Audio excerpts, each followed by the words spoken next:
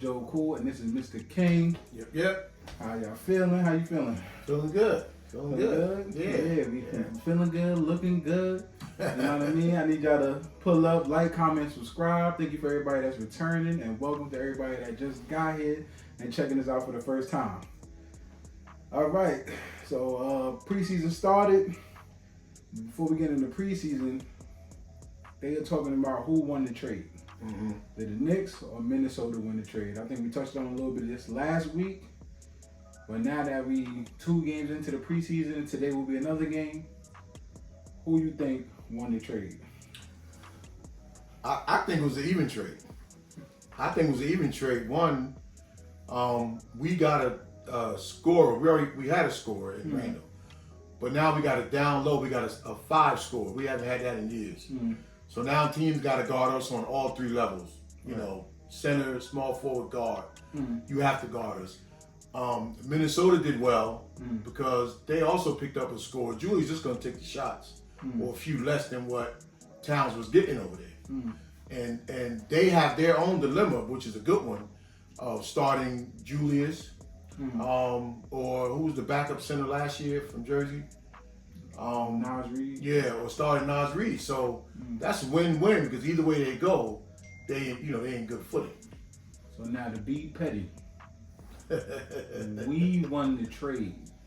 Randall is currently still going through rehab, so he's not even playing maybe the first couple of games, or maybe not this preseason game, but we don't know. He's on day to day, so he might not even play. What we played him tonight? Yeah, he might not even play tonight. So in that case, we won. Yeah, I mean, it's apples and oranges though. I'm happy for our Knicks guys that went over there, but equally or way better, happy for us. Yeah, and it started off shaky, but by game 2 of the preseason, it still was shaky. Then it looked good, even when it shakes. So if it can look shaky and look good, that's crazy. So I'ma just say to pick a side, we won the trade. How about you? You gonna stand down with you? Where you going? No, I could say we won, but for the fact that who would have thought we were going to get a bona fide all-star for Randall? Nobody thought that. Everybody thought we would have to give up something more, but also not get back that. Like on the flip side, people something do like that. look good over there, playing over there. Well, we'll see tonight. So yeah, we're gonna see how mad is he. You know, they usually people leave their teams and start getting crazy. But all right, so now ESPN, they may or may not starting with the BS. So I'm gonna let him tell me where their rankings are at and where do they put the Knicks. And depending on what he say, it's gonna be if I wild out. All right, look. ESPN, y'all better get it right because I ain't see it and I ain't even hear of it. But if I get it wrong, I might have to come up on somebody's head like. Well, first, before the ESPN ranking, pre-trade, FanDuel had us 11th. But 4th in the East. Now, we talked about this about a month ago, right? They had us behind Boston, Milwaukee, and Philly. Actually, they also had us behind Indiana, but they had us 11th overall in the East, and then they had us 11th overall and 5th in the East, right? So FanDuel? That was FanDuel. So now we're not gonna talk bad about FanDuel just in case we get popping and we need sponsors. So we're gonna let FanDuel rock. Nah, I ain't letting them rock. Don't be putting Indiana ahead of us. Oh, they put Indiana? Come on now, FanDuel. So y'all rambling, but now let's see ESPN. Now the sick part is I seen this yesterday, the day before yesterday. They put up the ESPN top 15 ranking. We wasn't even on it. ESPN. We wasn't even. This is post trade now. This is after we made the trade. So were we valued more with Randall than we are with Cat? It seemed like they didn't even value us with Randall. Well, but no, not necessarily, because on ESPN side with Randall, they had us behind Boston. That was a pre. Let me just say right quick what some of them were. Yeah, they don't even got us in the top 15 in the NBA. Yeah, Boston, OKC, which I don't agree with this list. This is now, which is to me it's absurd. Boston, OKC, Philadelphia, Dallas, Cleveland, Minnesota, Denver, Milwaukee, Miami, I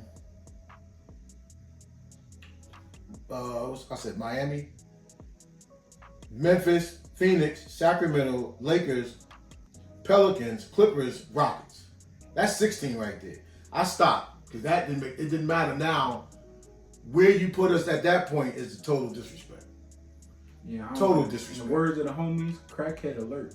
Yeah, too many. That's y'all bugging. So I don't even want to know what their justification was, because there's just no way on God's earth. Now, I ran into somebody the other day and they said that having Towns, it changes how Brunson got to play. Yeah, it does change a little bit how Brunson got to play, because even for all the great individual stuff he did, for us to go to the next level, we had to have that other inside-out presence. So they'll know as the game dictates how the game is going to be played, who's going to carry us down the stretch. The players will know that. The team will know that. But we don't have to have Brunson isolating for a whole quarter to get a shot off, because we got other things. We got so many moving parts. Well, in past Knicks history, like previous Knicks, who won the game wasn't always like Melo. Sometimes it was JR. Sometimes it was, you know what I mean, just different players over the course that we had. Everybody had their night, and even in recent years where Quickly would have his night, RJ would have his night.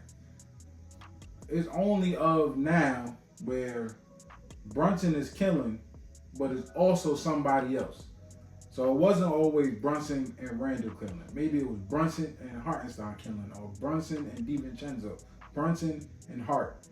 Even if Brunson was doing bad, he would still take a lot of those last, them ending quarter shots. He will put up a lot of those. And that's what the star player does. Yeah. So now going into that, because I forgot about this, now that you bring that up, Shumpert was on ESPN, or not ESPN, or wherever he was on. Yeah. And he said the same thing. He said, Knicks is not fair because we don't got closers. So I guess this is where they're alluding to. I don't understand how they don't think Brunson is not a closer. Yeah, he messed up in a couple of games, but a lot of these games, he closed out the game, and they got to collapse on him, which makes room for somebody else. Right. So if your open man is Towns, I don't get why that's a thing. Yeah, I act like Jason Tatum and Jaylen Brown wasn't all that scary all year, even though they was winning. I may be hating, but they not that scary. They scary. They guardable. They're scary because they make the extra pass, which is what Brunson now would more have to do in those ISOs down the stretch. Yeah, you can get past your man, but now when the big comes over to help, and we talked about this last week, when Brunson take those few seconds to set his man up, which we don't got a problem with that, and he gets by his man and the center comes over, you don't really have to float it over the center, because Towns is going to be there. Towns is an offensive player. Once he gets it, he got multiple moves. So that makes us even scarier. But for Shumpert to say on paper, we look good on paper, but we don't scare anybody. That's just crazy, because we've seen Brunson's isolation against the best of them in the crucial moments. Yeah, I didn't understand that. Yeah, I didn't get that either. Especially with OG being a rising star. Maybe he had to get out of Toronto to even be that star. And showing what he showed before he got injured, it looked like he could just take it to a whole nother level. Mikal Bridges showed and proved that he could have been a face of a franchise twice. You know what I mean? So, and can work with somebody that also could have probably been the face of a franchise twice. So historically, some of our best players had to leave one situation for it to open up in another. And I just had to bring this name up in particular, was Steve Nash. In his early years in Dallas, he couldn't really shine. Then he had to go to Phoenix, get his own team, and then look what he became. That's happened for a lot of people in this league. Right. You know, Tracy McGrady was a very good player in Toronto, but he had to leave Toronto and Vince Carter to go to Houston and become the Tracy McGrady that we know. Well, he went to Orlando first to become that Tracy McGrady. It just don't work out sometimes when a team that chooses you. You know, just too many people, too many. Each team going to recognize one star, even though they're going to have two or three. Right. So I didn't get Shumpert, and no shade on Shumpert. That's his opinion. I didn't get that one. Brunson proved that. And I was mad because I like Shumpert, and I didn't think that. I don't see what more does Brunson have to prove where they showing statistics of he being the top player in the paint points. Like you know what he like. So Shumpert's thing was, when you know somebody's gonna do something, you can't stop it. Brunson showed that he's gonna do the same thing, and no matter what he do, you can't stop it. And as good as Randall is, I couldn't really say that for Randall. We know he's gonna go in the post, but he would go cold in that situation. Karl Anthony Towns, you know what he's gonna do, and you still can't stop him, because if you're too close, he's gonna go to the paint, or he's gonna make a play. If you're too far, he's gonna pull it. No matter what you do, you just can't stop it. Brunson, same thing. Yeah. So I didn't understand where that was coming from. I don't understand ESPN's ranking Yeah, I system. definitely don't understand that. And it's definitely wrong, because a lot of these ranking systems and predictions, it's like they wrong every year.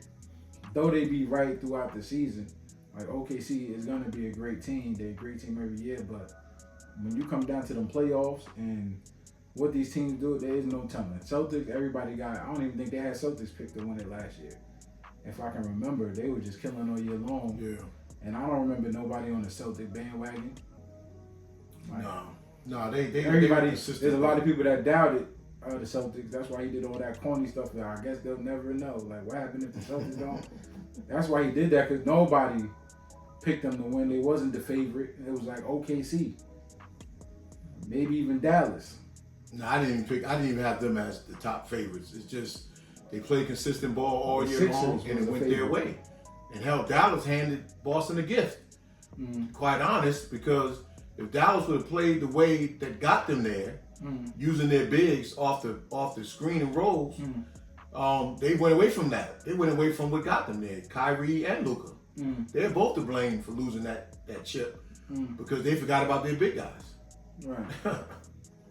And we always preaching that. But if you're still with us, make sure you like, comment, and subscribe. I appreciate all the people that's been watching. But just make sure to take a second just to like, comment, man. And subscribe. You know If you have not subscribed, subscribe. It don't cost nothing. Do you know what I mean? Hit a talk to your boy. All right. So preseason standouts so far. Just to name a few, we touched on was Towns and Brunson combo. You know, we can get into Bridges playing very well, looking good. Tyler Kolek being a shocker. The rookie center that played a lot the second game. Ariel Hotporty looking good. So we could just start off with the Towns Brunson combo. We were touching on that, but it looked good, man. Yeah, it's gonna be crazy. That's why I don't understand ESPN. Because it looks good. That combo, that pick and roll combo, not even just a pick and roll combo. That's they pick and roll, they give and go, they got so many things working. You know, like I don't even understand how teams are gonna defend that. Now we just talking about just that. We ain't even talking about and it wasn't even the surrounding team. And it wasn't even looking pretty at first. Like it was looking like they're gonna have to get it together. And shout out to Tibbs. I know we don't like it, but he has them in the game playing a whole quarter. Yeah, you gotta figure some things out to get their reps in. Yeah. But yeah. After about first quarter going into second, I don't know what turned on. He missed a couple shots. Towns missed a couple shots on that pick and pop, and started going to no pun to town in the paint. Like, yeah, man. Listen, what I seen, even the misses, they was good misses. It wasn't like we're gonna live and die with every shot that he take. We just too good all around the board. But just to know that when you come down court, it's not, we don't have to, and we saw that in this game in particular, but we don't have to come down and only rely on moving the ball, letting the open shot be the best shot. No, we can dictate now where we want that shot to come from. And then there was a sequence in the game, I think this was in the third quarter, to show that we was going to Towns in a spell. He came down on the left side, he get the ball, he's move it back out, he set a screen, he goes all the way to the other side and hits the short midi and knock it down. So that's waiting for him to develop through a play and go to the other side. We generally don't normally do that with our bigs. So that element right there too shows that combo is gonna work in so many different ways. So many different ways. Even the Towns, and nobody's gonna talk about it, but the Towns Bridges combo when everybody came out, it looked deadly. You Yeah, know what I yeah. mean? Bridges' offense is gonna come. He showed him and OG showed on the defense what that's gonna look like on the They're gonna perimeter. be active. Yeah, and that's gonna save Towns defensively in the paint because the ball won't be able to be entered just so easily now. Like that wing defender is gonna have a guy in his face looking to make every steal every time you put that ball in front of him, which they showed the other night. Granted, it was only Washington, but you still doesn't matter. You got to do it to somebody. Right. So tonight is going to be another. It's just preseason. Playing against Minnesota is still going to be a good test because they got familiar guys on their team. And I think they're going to be playing hard as well. They're going to try to get in that rotation. Yeah, and I'm kind of hoping Randall don't play today. I want him to wait till the season starts and come back to the Garden and get his right ovation. Get his standing O for what he did do to us or for us. But he may play tonight. That's a possibility, I think. But we don't need him to play tonight. He need to wait. Yeah. If he was on the Knicks, vice versa, we'd have told him just cool out. We would love to see him play. And then the other combinations you was talking about, just to jump to the bench combination, Kolek and Hotporty are developing some sort of a combination. Now I wouldn't probably won't get to that. Before we even get to it, Campaign played very well. Very well. And Shamet played very well. Well, I mean, because he gonna pull it. Shot was And off, his shot was off, but it looked like that's going in. Like he ain't gonna hit everything. But damn it, when Tyler came in, I was like, maybe he might just play. I don't know. But you know what's crazy? It's because McBride probably wasn't there. He got a little bit more minutes. Well, I mean, that's a question that people are talking about. Like, do you? And I referenced it a couple weeks ago when we first got Mark Jackson as a rookie, and we had Maurice Cheeks, we had Gerald Henderson, we had some people ahead of him. But quickly in the season, Rick Pitino realized that, you know what, this ball moves better with Mark. So he moved Mark into the starting lineup. And then that's when the Knicks just took off, back in the late 80s, mid to late 80s. And in a sense, I know I've been saying he needs to wait, because I like what Payne can do. But, and I'm not one to really jump the gun, but I ain't gonna lie. I think, I think that boy, he has a way of moving the ball. What'd you call when I called you? You said I stand accused? Yeah, I said I stand accused because you know what it is? He plays like Brunson, but he looks to pass more. Yeah. And that's kind of what we need off of our bench. We need that ball to fly around because you look at if we just went with rather it was Sims or Hotporty, Precious, because Precious also played good when he played with Towns together. And then you go with the 3-guard lineup that they had out there with Payne, Kolek, and who's the other one we just talking about? They look good. That looks good. Hotporty. Hotporty, but I'm talking about the other guard. And then I ain't getting no apologize for Hotporty now. Remember I told you, I said he looked like... I liked him in the summer. No, you liked him in the summer, but I said, what happens if... So people always got the pictures of the starting 5. But what happened if Towns did move back to the floor and you put Hotporty there? And say if, was back. Mitchell Robinson did come back. Because I'm pretty sure he would go back to the starting lineup. Towns would go to the floor. Pressure, but now what happened if Hotporty is good enough to play with the starters? Because he did play some with the starters and he looked good. Yeah, I would like to see him with the starters, but I'm more inclined to say put Precious at the 4 and leave Towns at the 5 for now. For now. But I'm just saying. But as far as starting Precious, I'm more inclined to see that because Towns can still go outside and Precious can flow. True. So I'm more inclined to see that because that's also a stop where should Hart come off the bench, or maybe should that other starting 2-guard spot go? Then who we just talking about that shoots? We just talking about him. That was off the other. Yeah. Should he be, because that ball's gonna find Hart the way that ball used to purposely find RJ. Like RJ was open for a reason. And can Hart now you're going to be in a position, meaning playing a position where you're gonna have to knock that shot down Man, because they're gonna make you open. yeah, and at some point, I think I called you and I said, I think this team fine the way it is. I guess you would have to get rid of Okiki because everybody else seemed like they might have to stay. Because Shemet shows a reason No, why. he shows that he should stay. He should stay. And he also making a case for me. Campaign already got a regular contract. But Shemet could actually start for us because when that ball's flying around the way it is, and you need that regular 3-point shot, that ball can bounce to him. Anybody else it bounced to can hit it. Now we know that Hart historically can hit the 3. He's just off right now. Even though it's funny, he was working on changing his shot this summer, which I didn't see why he had to do that. If you was hitting, I don't think you got to change it. Yeah, How many more shots you think you're going to hit? You trying to be Steph Curry? Yeah, so, but his shot will fall because he's a rhythm shooter. But if you can put a knockdown shooter at that position, that wouldn't hurt either. Even though I also like Shemet with that bench. Because somebody's an odd man out at guard. And he shoot like he know what he doing. Yeah, he knows, yeah. You know how something like OG shot look kind of crazy to me. Bridges shot look crazy, and when you do in the slow motion, that whole I don't know, it just look weird. But it looks different when he step into it though. Yeah. Or if he pulls up on it. But Shemet shot look like he's.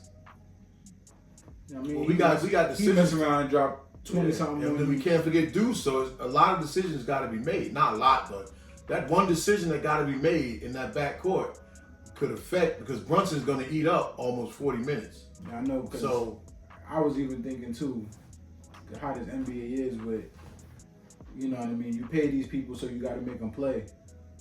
But Campaign, because he may be on this 1 year or 2 year, whatever he got, maybe they did push Tyler Kolek in his spot and just Campaign sit there, but they just did that to him at this.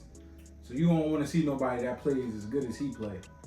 I'm not saying he's amazing, but somebody that plays that hard, Campaign. Somebody that plays that, he already fit the mold of a Knick. Him, Tyler Kolek, Shemet, Shemet, they said he's not known for his defense. He was flying around like everybody else. It almost made it drive to tears for DiVincenzo.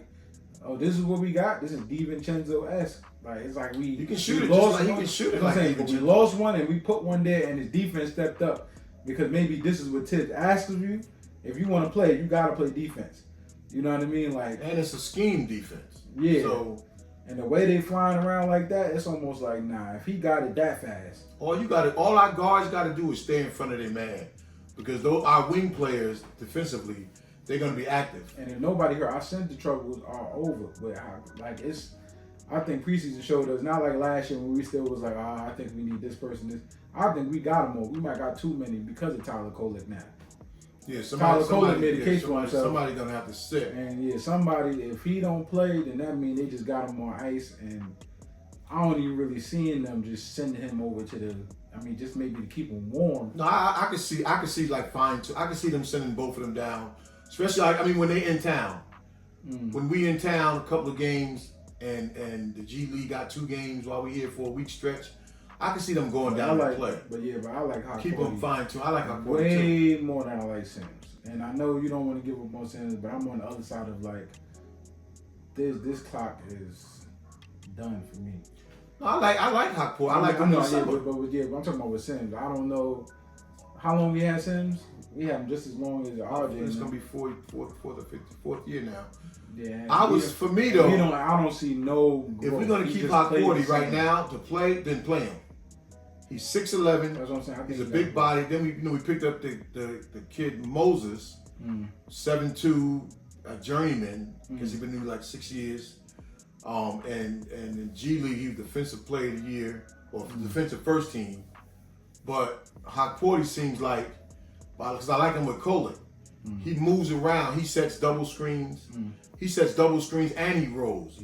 Instinctively, he can play around the basket. And I like that. And their cheat code of what's probably not even a cheat code. I think they the mold of what's about to happen in the NBA. Remember, I didn't even know Tyler Kolek was 3 years. He's 23 already, or 20. Yeah. Either 23 or 25, but he's already 3 years. Yeah, in college. And Hot Porty, remember, he was playing in the actual pro league over there in I think Europe or something, one of the major. So they already technically like ready. Like it's not like so. It's just like Josh Hart and Brunson. They was already 2 and 3 years in. It wasn't like they was one and dones. So this might be the Knicks might be showing other teams when we get to the finals. We might be the blueprint of, oh no, you might have to get people that's ready. Not know we got to sit here and try to build everybody up. But there's been teams that do that. I think we late to the party when it comes to that because the league is fading away from. If you notice, there's not too many veterans on teams anymore. You know, we had Gibson for a little while last year because there's so many guys that's been stashed overseas. And now the NBA is seem like they're starting to get away from the one and dones a little bit. So you're gonna start finding those 3 and 4 year players. Teams gonna win now. Yeah, I think you really gotta be something special now for you to be on one and dones. Like case in point is like Anthony Edwards, what's his name, Victor Wembanyama. You're gonna have to be like a freak of nature. Well, but Victor's coming from overseas. Yeah, but he wasn't. But Victor wasn't he was like a one and done overseas. He wasn't like a 3 years. He's only like 19 and he just started. Guys start playing at 15, 16 years old. Victor Wembanyama just started playing ball. Did he? Oh. That's why everybody was like, he looks like he's out there learning for the first time. Oh, okay. So that's why Victor Wembanyama's ceiling so high. So when I was telling you, I said, nah, this is a little crazy. He's currently right now, he's doing all this stuff for them. That's why he looks like the jump from before he got there till now, and him being with Pop, this is why he looks totally different. And he's only gonna grow more. Like he just started playing ball. He didn't. You know what I mean? I didn't know that. Yeah. Or if he just started playing ball at this level. Correct me if I'm wrong, but this is what I seen when we was watching him. He was like 17, 18 doing this, and then that was the first time we seen him or anybody seen him. him. Got to something soulful. You know what I mean? Something soulful. Shout out to Khalif. You know what I mean? Get you one. But yeah, man. That's all I got for today. Like, I'm excited for the season to start. I can't wait. Yeah, I just wanted to touch on that too because of the Kolek thing, the Hokporty thing, and then like who actually should start if Josh Hart went to the bench. Should we start another guard or should we start another big? You know, so I wouldn't have mind seeing another big. I also wouldn't mind seeing Shamit at that too. So either way for me, it doesn't matter to me because I know once the season really starts and we start getting into December, like the end of December is when he really starts tightening his rotation. End of December, early January, and then we got to see what happens with Mitch when Mitch come back.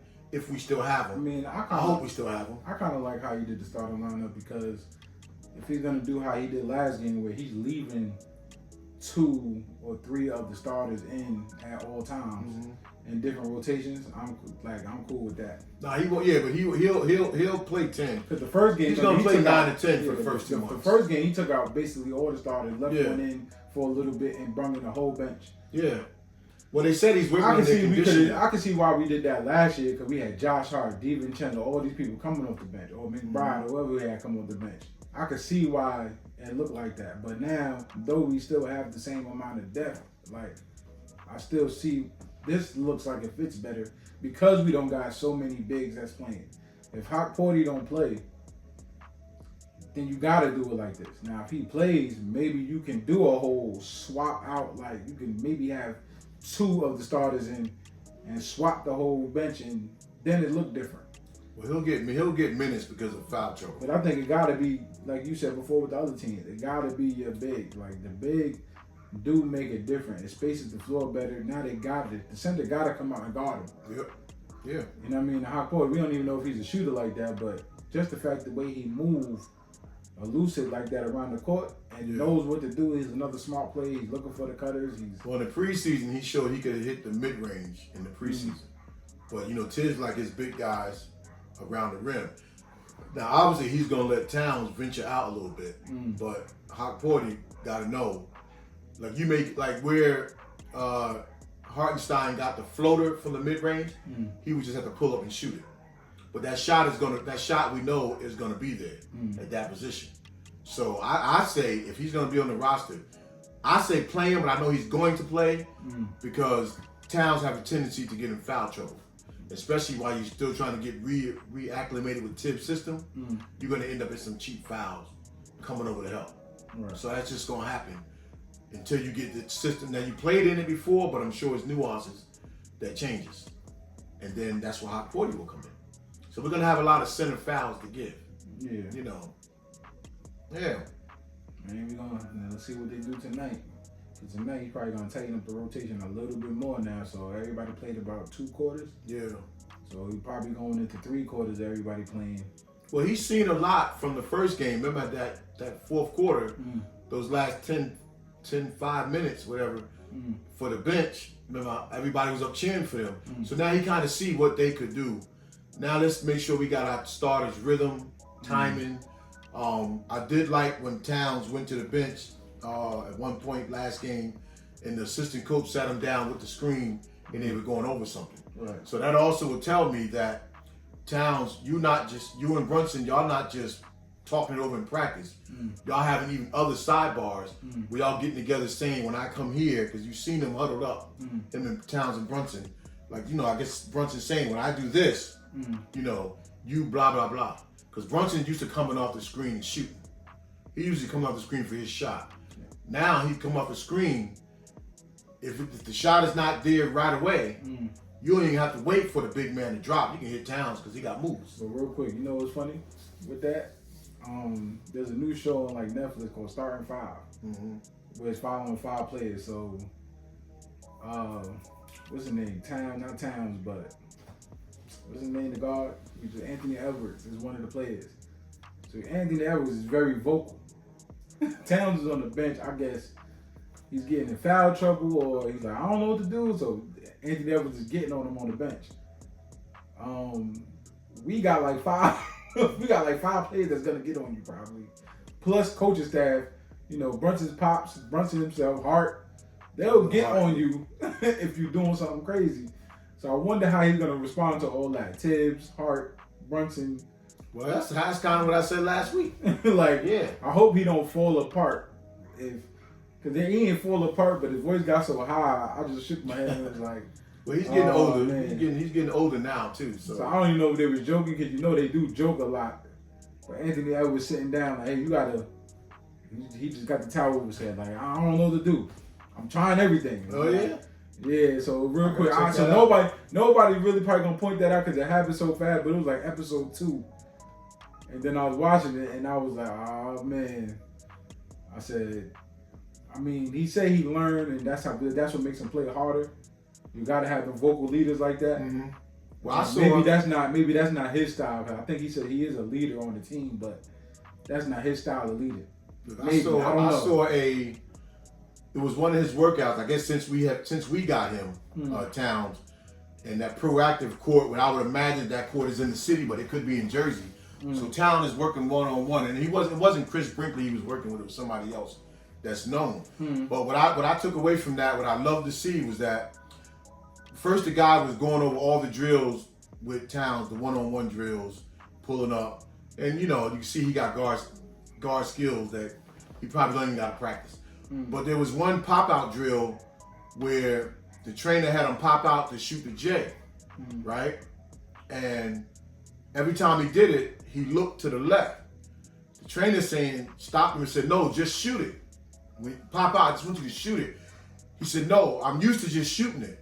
But he said, now I have to look because there's always going to be somebody to my left because they're going to be worrying about me driving. I thought that, I fell in love with that, which is you're right. Because when you pop out, that lane on the left side going to be open. That man going to slide to wait for you. There's always going to be somebody, rather it's one